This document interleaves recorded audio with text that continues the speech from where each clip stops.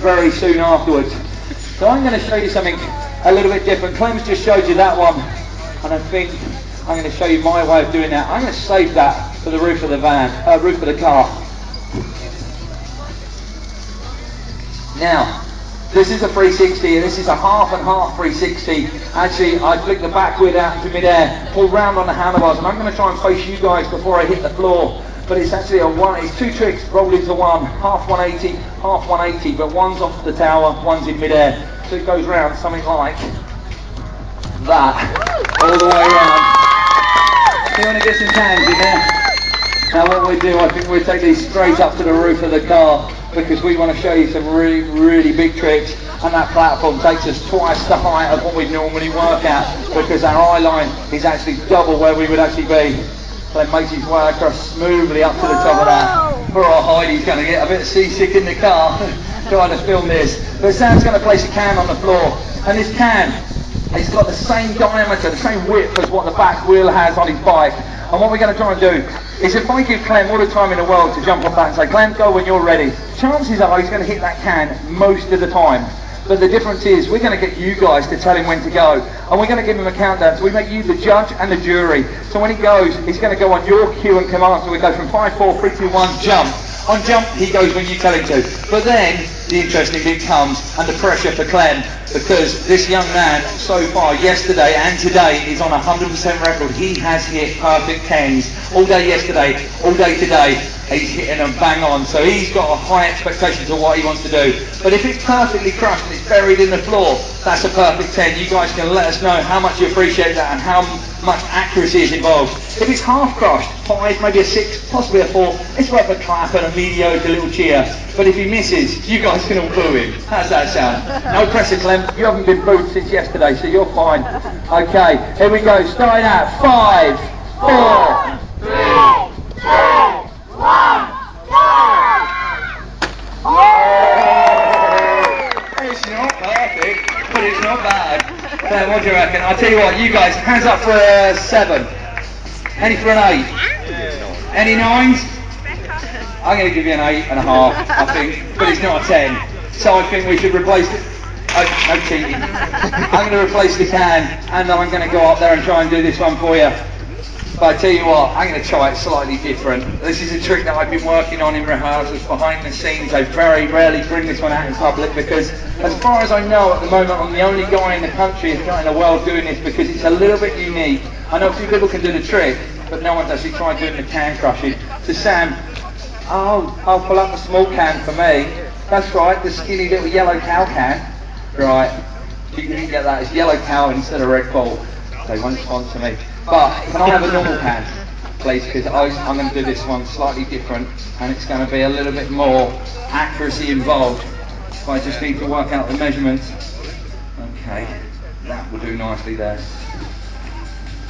Now, I'm going to just explain this trick, because when I first come up with the concept of doing it, I could do the trick, but I'd never considered trying to hit a can.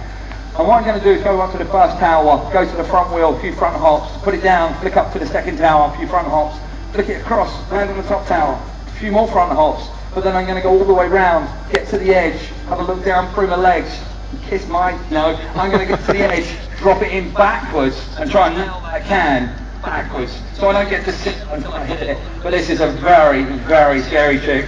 I do love doing it, but if I miss, it's just such a, so much effort goes into it, so I'm going to try my best. So we go back wheel. Oh no! Start that one again. From back wheel to front wheel. Up to front hops. Hold the bike in place. Come down. Next one. Front hops. And now we got to do it on the next one. This is the scary one, because the car moves as well. Ooh, ooh, ooh, scary, scary. Sorry, Heidi, for the car moving around. Oh! I tell you what. Don't boo me! I'm not worried about a perfect 10. Oh, shall we line that one up? Put it in again.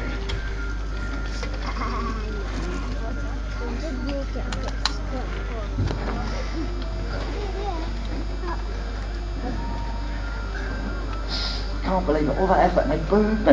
Let's get rid of that. Don't need that bit. Okay.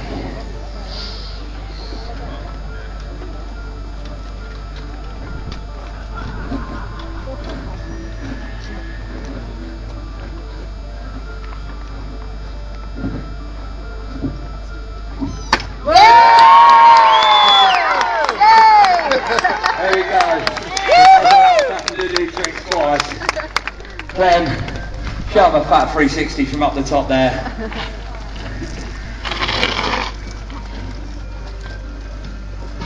I might front flip that. Okay. Now, Clem's making his way up to the top of the tower. You've seen some 360s from the other level. This just takes it to a whole new level. Looking down from a lot higher. And what he's going to do is that rock walk 360 that I showed earlier. And he's going to throw the back wheel out to mid-air and try and spin himself round and try and land facing you guys. So if he does nail this and doesn't hurt himself, please put your hands together, show some appreciation, because this is a big trick. It's not something that you want to kind of think about doing and you go, oh, just go for a 360 off the roof of a car. Round it goes.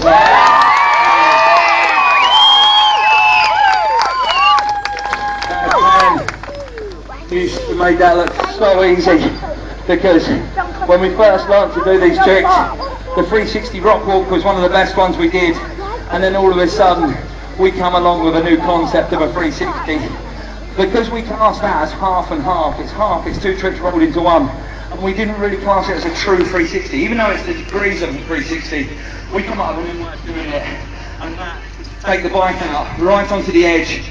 And then what I do is, I do my best Elvis impression. I actually twist my shoulders, my hips, my legs, every single part of me that I can compress, twist and turn, and then just hit the release button, and that snaps it all back. And what I try to do is throw myself off, and to mid-air, all the way around, and try and land back down there, facing that way where I started. But it's a true 360, it's an aerial 360. Would you like to see it? Yeah, no, I've just taught myself, right, I don't want to do it. This is a big trick, and I tell you what, the car hasn't got a scratch. It's got a bit of mud on it, but no scratches, you know. I don't want to scratch it. Right.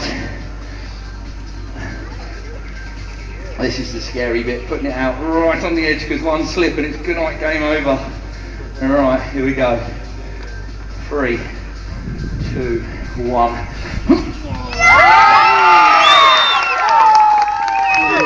Go smooth as the first. Now, I've just been given, let's just have a look at this. Change a bit. Now, that's the new style bike. It's a folding mountain bike, and it's just such a cool bike. But if it was set up, what I wanted to do was just do this next trick. Yeah, no. I was going to do this next trick I'm going to do on that, but I'll save that to the next show, because I just need to adjust a couple of things on there. Because this next trick, what we're going to leave you with, is a very unique trick that I'd like to basically dedicate to anybody who rides a mountain bike and who is in this club. How many people have been out riding their bikes that have been over the handlebars? Oh, you've got your hand up, this is for you. Please don't go out and try it at home. Go outside and do it. But what we're going to try and do is show you a very unique trick that I invented by mistake in the middle of a show, and everyone laughed and said, you fell off. And I vowed that I would never ever let that happen again. So I went home, I got the trampoline out, I went and had some trampolining lessons, got used to doing front flips and back flips, and then I went to a few gymnastic classes with Arab springs and handstands, and I got back on my bike and realised, hold on a minute, I can do a whole new bag of tricks, baby, and this is one of them. This is my very own Ritz flip. I invented this trick purely by mistake, and I know that if you're out on the trails and you kind of go over the handlebars, you either end up doing a Superman or ended up in a bad heap. So I vowed that I would never let that happen, and this is what I did about it. So you guys, if you can talk me into this one, we're going to start at 5, 4, 3, 2, 1, and when we get to 1, if you shout Rich Flip, I'm going to show you the coolest way to go over the handlebars and impress your friends. Alright, here we go. Starting at 5, 4, 3, 2, 1, Rich Flip! Thank you very much. Thank you very much to Sal for lending us a car to play on. Thanks to Clem, superb riding as usual. Thanks to Sam. I hope you guys have enjoyed the show. If you have, tell your friends. If you haven't, keep your mouth shut. So enjoy the rest of the day.